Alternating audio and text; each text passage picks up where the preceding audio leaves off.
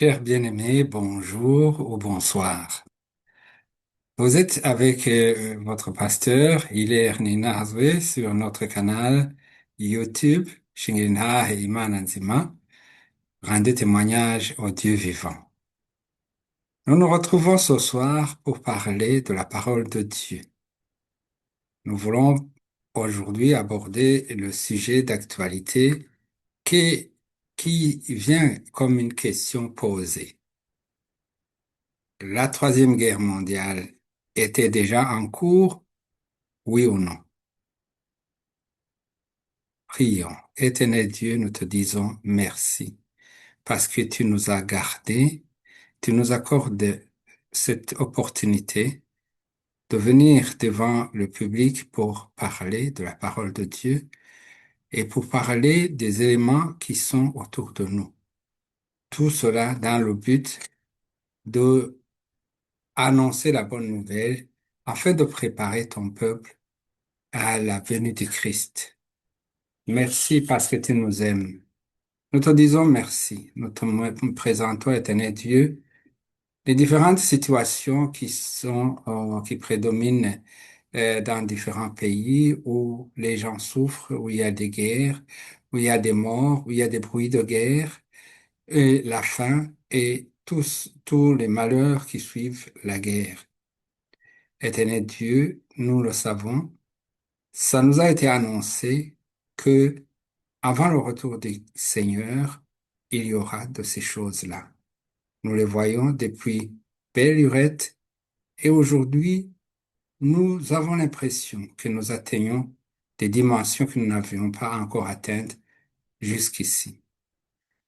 Nous te remettons entre tes mains tous ceux qui souffrent, tous ceux qui ont des décisions à prendre et que la Troisième Guerre mondiale a commencé, ça fait déjà longtemps. Mais elle est venue de façon rampante. Donc, ce qui fait que beaucoup ne l'ont pas constaté. On pense que il y aura d'autres moments pour que cette guerre commence enfin. Délivre ceux que l'on traîne à la mort et sauve ceux qui chancellent et vont se faire tuer. Car si tu dis, je ne le savais pas, c'est lui qui sait ce qui se passe au fond des cœurs, ne discerne-t-il pas lui? Oui, c'est lui qui protège ta vie, le sait, et il rendra à chacun selon ses actes. Ça, c'est une parole qui se trouve dans le livre des Proverbes 24, 11 à 12, et c'est un passage qui nous interpelle. Nous sommes appelés à dire quelque chose, à faire quelque chose dans des situations de malheur comme ce que nous vivons aujourd'hui. Les mauvaises tendances nous mènent à porter une interprétation de la guerre en cours au Moyen-Orient comme une guerre qui se trouve dans les Écritures. Oui, nous avons appris qu'il y aura une guerre, et pas seulement une seule, il y aura des guerres, mais ces guerres ne sont guères là parce que c'est Dieu qui les provoque. Non, c'est ce qui a été prédit. Ceci me fait dire que la guerre entre Israël et l'Iran n'est pas une guerre sainte. Ce n'est pas une guerre sainte comme beaucoup pourraient le croire. On aura tout vu. Beaucoup se rappellent ou ont déjà eu à apprendre qu'à un certain moment, il y a eu des autorités religieuses qui ont béni les fusils et les armes pour que leurs soldats gagnent les guerres. Oui, nous sommes en train de vivre la période du Nouveau Testament. Oui, Nous ne sommes plus dans l'Ancien Testament. La guerre dont il est question ici est une guerre entre l'entier Occident global et toute entité qui risque de contrer, de gêner ou freiner son accès aux ressources naturelles. La preuve à cela, ce sont les actions et les déclarations des différentes autorités au sommet. S'ils étaient de Dieu, je parle de ceux qui mènent les guerres, ils ne mentiraient pas. Mais ce n'est pas le cas. Je disais tout à l'heure que les déclarations des autorités au sommet nous prouvent à suffisance que ici, il s'agit d'un acte qui n'est pas commandé du ciel, mais d'ailleurs. Commençons par le plus important ou le plus grand dans cette affaire. Le président Donald Trump, de façon vocale et audible, il se contredit en moins de quelques minutes. Et après, il intervient militairement pour tuer les gens et aussi bombarder ce que lui, il appelle la raison du conflit. Le chancelier allemand, lui, il a dit que les Israéliens, donc en attaquant l'Iran, entre autres, qu'ils faisaient pour nous le sale boulot. Bon, c'est pour dire que les raisons de cette guerre sont ce que je vous ai cité tout à l'heure. Les instruments comme les Nations Unies et les autres organisations qui ont en charge de la recherche de la paix ou le maintien de la paix, etc.,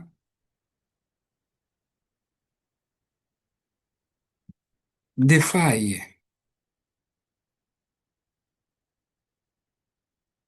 L'industrie militaire fonctionne à merveille et son bénéfice en nature ne fait que croître. Mais sur le terrain, des milliers de morts ou des millions de morts.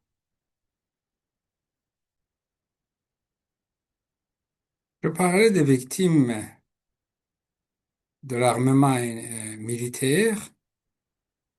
Il n'y a pas 2 semaines, on parlait de l'échange des prisonniers, des cadavres entre la Russie et l'Ukraine et on parlait d'un nombre incroyable de 6 000 soldats que personne ne voulait récupérer. Oui, au moins 6 000 balles ont été en jeu. Je n'ai pas oublié le SOS des soldats ukrainiens, profs d'histoire, qui criaient pour dire qu'il fallait arrêter, parce que pour lui c'était fini et que il demandait qu'on parle pour lui, pour les autres, parce que lui, il constatait déjà que sa fin était proche. Oui, ce SOS a été entendu une fois, peut-être 2 fois, mais c'est le SOS des milliers d'autres qui il ne sera jamais entendu. La parole de Dieu nous a dit que si tu dis, je ne le savais pas, c'est lui qui sait ce qui se passe au fond des cœurs, ne décerne-t-il pas, lui? Or, oui, c'est lui qui protège ta vie le sait, et il rendra à chacun selon ses actes. Je parlais des SOS qui ne seront jamais entendus. À Khartoum, en Iran, au Mali, au Congo, à Tel Aviv, au Burkina Faso, au Yémen, au Mozambique et ailleurs, de nombreux SOS ne seront jamais entendus. Nous restons ici, nous ne disons rien. Mais notre rôle à nous, c'est d'invoquer le Seigneur. Nous savons que les temps sont durs et de faire remarquer à tout un chacun les temps que nous vivons. Ce sont les temps qui ont été prophétisés. Jésus revient bientôt. Si j'avais été citoyen américain, j'aurais voté pour Trump pour la deuxième fois parce que nous disait-on qu'il n'aime pas la guerre, qu'il ne voulait pas faire des guerres inutiles. Je regrette de le voir succomber à la tentation qu'il a officiellement rejetée pendant plusieurs années. Je ne doute pas qu'il ait cherché à un moment euh, à éviter effectivement ces guerres. Malheureusement, on ne peut pas aimer l'argent et l'argent du beurre sans être tenté, sans être tenté à tout faire pour les garder tous les deux. C'est ce qui vient de lui arriver. Ceux qui lui ont poussé l'ont eu deux fois. C'est certainement avec cet acte qu'il vient d'opposer en bombardant l'Iran qu'ils le feront tomber. Pas lui seul, mais tout le christianisme, ou une grande partie du christianisme de l'oncle Sam, qui l'ont soutenu bec et ongle. Au nom du Seigneur, je me demande quel Seigneur. Je reviens encore et je m'adresse aux Congolais qui ont les yeux rivés sur le deal américain, afin qu'ils aient à y voir clair ou à regarder de près ce qui adviendra de ce deal. Ici, le Seigneur qui donne la paix, c'est Dieu. En observant tout ce qui se passe aujourd'hui, on a envie de crier, de lancer un SOS comme le soldat ukrainien, le soldat inconnu ukrainien. Dieu est pour nous un rempart. Psaume 46. Dieu est pour nous un rempart. Il est un refuge au secours, un secours toujours offert lorsque survient la détresse. Aussi nous ne craignons rien quand la terre est secouée, quand les montagnes s'effondrent, basculant au fond des mers, Quand, grondant et bouillonnant, les flots des mers se soulèvent et ébranlent les montagnes. Il est en cours d'eau, dont les bras réjouissent la cité de Dieu, la demeure sainte du Très-Haut. Dieu réside au milieu d'elle. Et n'est pas ébranlée car Dieu vient à son secours dès le point du jour. Des peuples s'agitent et des royaumes s'effondrent. La voix de Dieu retentit. La voix de Dieu retentit et la terre se dissout. Avec nous est l'Éternel des armées célestes. Nous avons pour citadelle le Dieu de Jacob. Venez contempler tout ce que l'Éternel fait, les ravages qu'il opère sur la terre. Il fait cesser les combats jusqu'aux confins de la terre. L'arc, il l'a brisé, il a rompu la lance, il a consumé au feu tous les chars de guerre. Arrêtez, dit-il, reconnaissez-moi pour Dieu, je serai glorifié par les peuples, je serai glorifié sur la terre. Aussi, avec nous est l'Éternel des armées célestes. Nous avons pour citadelle le Dieu de Jacob. Ces guerres qui ont commencé maintenant, qui sont en cours, seront, c'est Dieu qui mettra un terme à ces guerres. Je disais que ceux qui ont poussé le président Trump à faire à ce qu'il a fait, l'ont eu deux fois. Ils savent que les meurtriers n'hériteront pas le paradis et ils s'en foutent pas mal puisqu'ils n'y croient pas. Il est, il n'est pas impossible dans un futur proche que les conflits s'intensifient dans plusieurs endroits du monde pour les mêmes raisons que celles qui viennent d'entraîner l'escalade au Moyen-Orient. Les manifestations à caractère brutal risquent de se signaler dans plusieurs pays qui vont finalement avoir mal ou du mal à gérer leur démocratie et tout va entrer en jeu. Les régions, les tribus et la suite sera en désordre. En désordre, puisque le désordre crée le chemin, offrait le chemin pour les bandits et les contrebandiers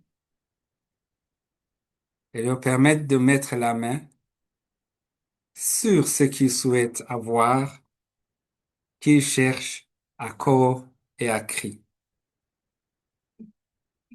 Dans le sillage du cafouillage partiel et mondial,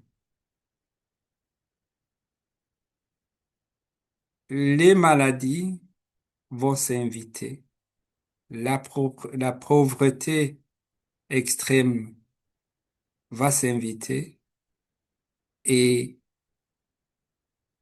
le monde ou les pompiers pyromanes chercheront des solutions.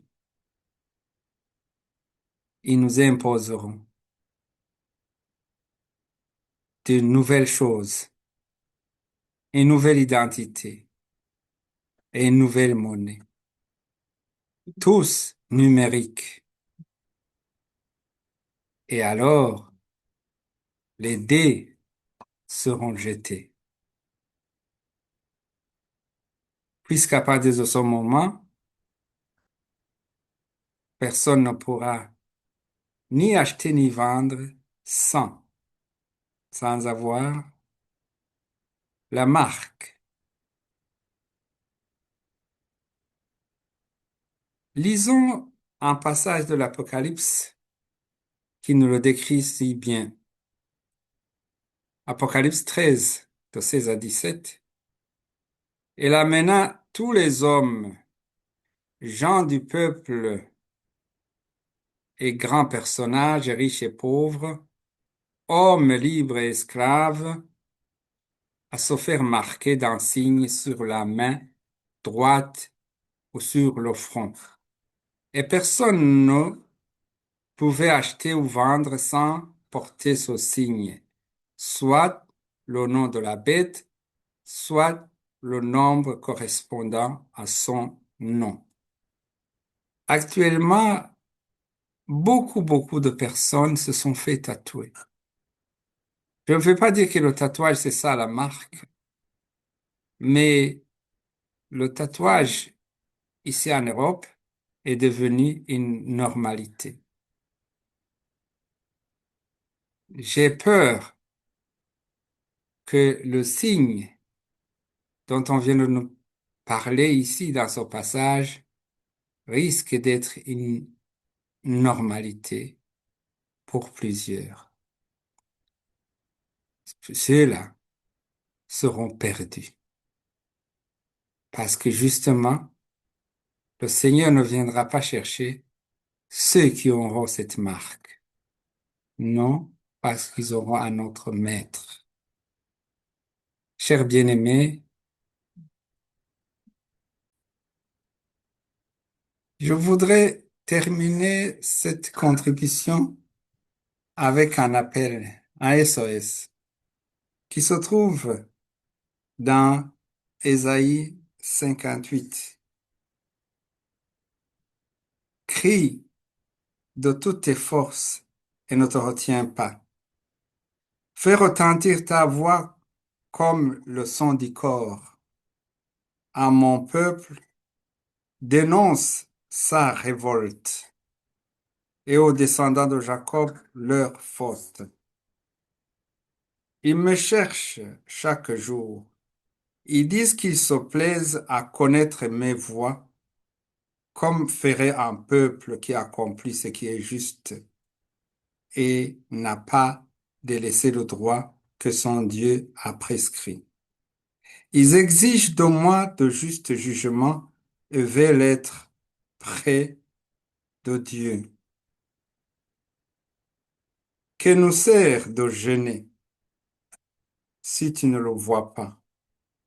Pourquoi nous humilier si tu ne prends pas garde? Au jour où vous jeûnez, vous traitez vos affaires euh, et vous exploitez tous vos ouvriers et vous passez votre jeûne en procès et querelle et en donnant des coups de poing avec méchanceté. Ce n'est pas par des jeûnes comme ceux d'aujourd'hui que vous ferez entendre vos prières là-haut. Est-ce cela le jeûne auquel je prends plaisir? Est-ce cela un jour où l'homme s'humilie? S'agit-il de courber la tête comme un jonc et de vous étaler sur le sac et la cendre? Pouvez-vous appeler cela un jour de jeûne et que l'Éternel agrée?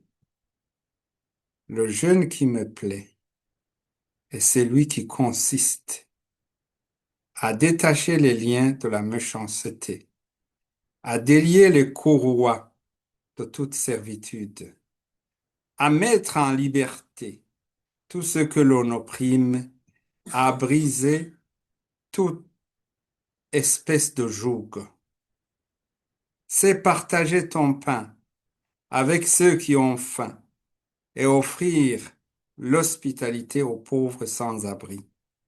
C'est donner des habits à celui qu'on voit nu. Ne pas te détourner de ton prochain. Alors, comme l'aurore, jaillira ta lumière, ton rétablissement s'opérera vite, ou alors la justice marchera devant toi, et la gloire de l'Éternel sera l'arrière-garde. Quand tu appelleras, l'Éternel répondra, et quand tu crieras à l'aide, il dira, je suis là. Avant de terminer, oui, je vous interpelle, chers bien-aimés. Dieu n'est pas mort, il existe et il viendra. Il est si proche de nous. Il nous voit tous les jours et il veut nous donner la paix. Que la paix du Seigneur soit avec vous. Au revoir, que Dieu vous bénisse.